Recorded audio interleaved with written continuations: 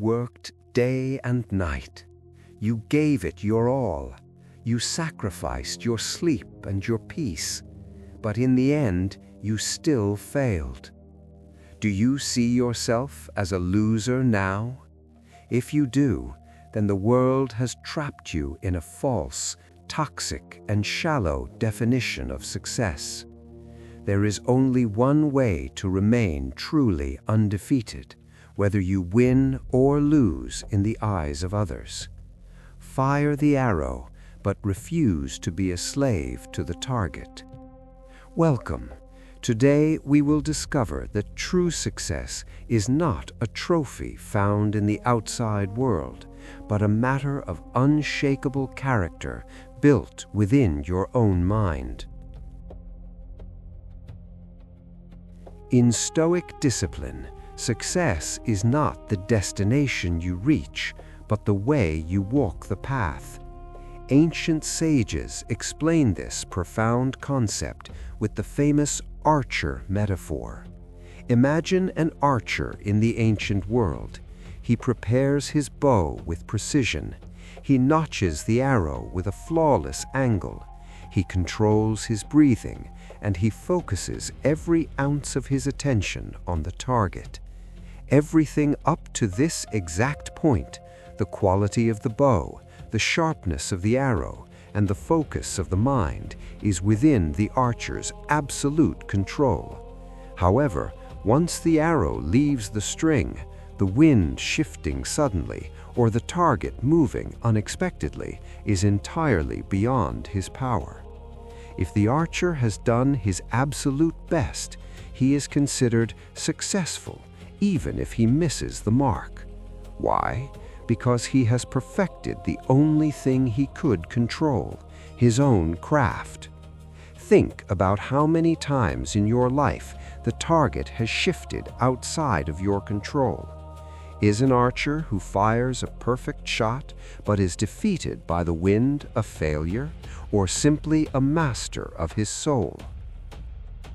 Marcus Tullius Cicero, one of Rome's greatest orators, took this metaphor even further.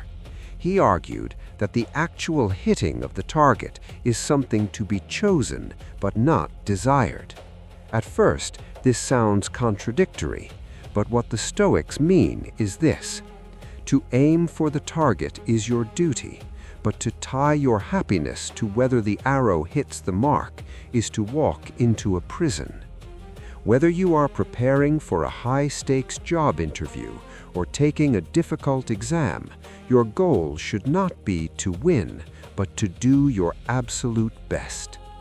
When you shift your goal from an external result, like getting the job, to an internal intention, like being honest and well-prepared, you technically eliminate the possibility of failure. Whatever the outcome, if you have shown virtuous effort, the victory in the Stoic sense is already yours.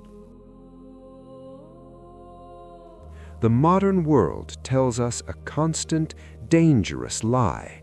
If you want it enough and work hard enough, you will always succeed.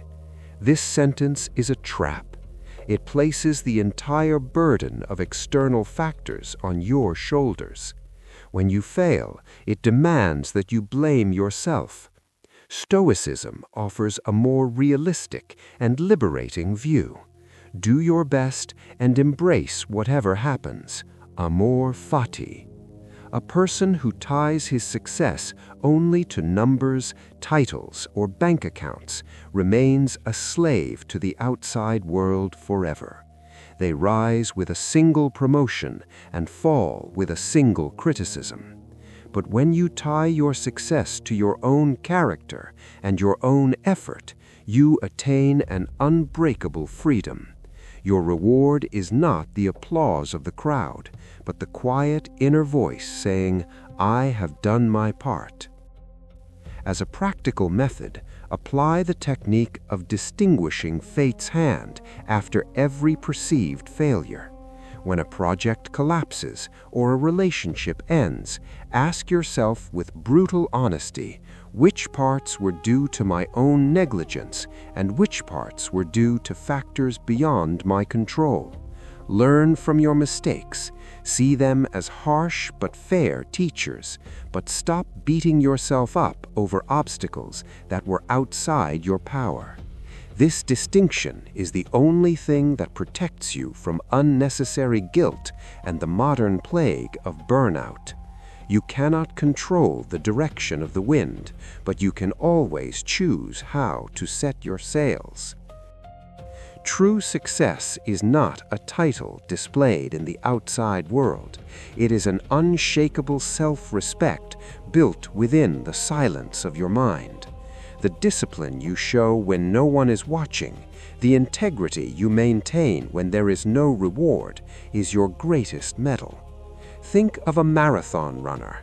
He may not finish first, but if he breaks his own personal record, he has reached his own summit.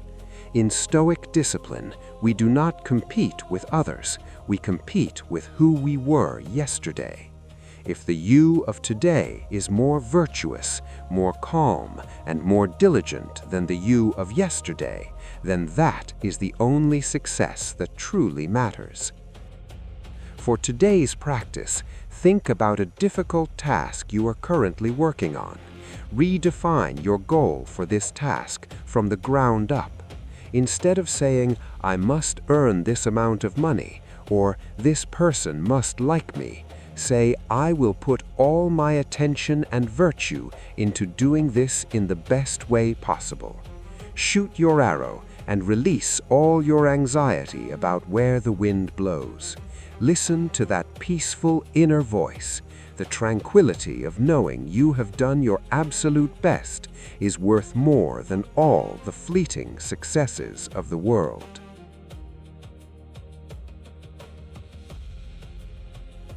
Success is that peaceful inner voice of knowing you have done your absolute best.